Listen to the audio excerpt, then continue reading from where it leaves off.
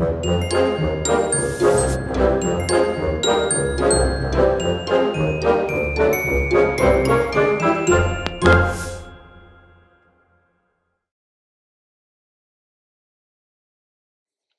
siwmai, Tom Kemp ydw i, ac rwy'n myfyrio'r ail flwyddyn Deyryddiaeth ym Brifysgol Abertawe.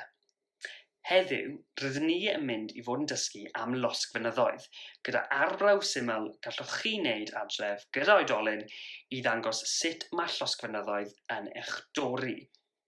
Dwi'n dwlu edrych ar llosgfynyddoedd ar draws y byd i gyd, gan fod pob un mor unigryw, ond sut mae llosgfynyddoedd yn ffurfio?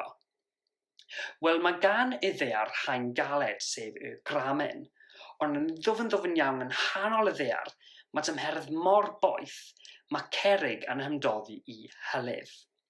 Dyn ni'n gweld llosgfynyddoedd lle mae crac dwfn i gael yn y gramen. Mae'r gwasgedd o dan y ddaear yn cynyddu ac yn gwthio'r hylif poeth i fyny nes bod y hylif yn ffrwydro allan o'r llosgfynydd yn uwch lan yn yr awyr. Yr enw ar y hylif poeth yma, pryd mae o dan y ddaear yw magma, ond unwaith i fe ffrwydro allan o'r llosgfynydd, mae ganddo enw newydd, sef lafa. Ac ar ôl i'r lafa oeri, mae'n troi mewn i graig galed fel hyn. Weithiau, pryd mae'r llosgfynydd yn eich dorri, mae'n creu llwch sy'n creu cwmwl mawr yn y awyr. Mae'r llwch yma yn ffrwythloni y tir gan helpu planhigion i dyfu sy'n peth da, ond gall eich doriadau bod yn beryglus iawn, felly mae gwyddonwyr am monitro trwy'r amser.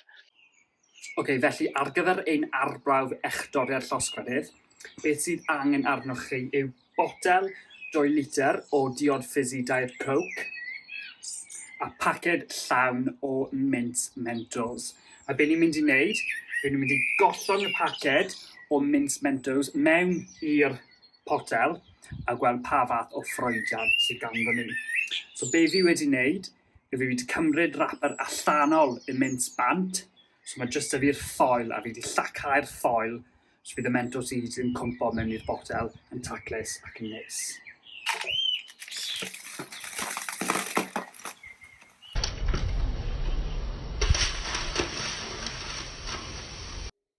Nawr, yn anffodus, doedd potel fi ddim yn edrych fel llosgfynydd nag oedd e, felly beth am i chi mynd cam ymhellach i addurno botel trwy greu paper mache a ffeintio, neu gasglu creigiau a gosod nhw o gwmpas y botel i greu llosgfynydd bach eich hunan.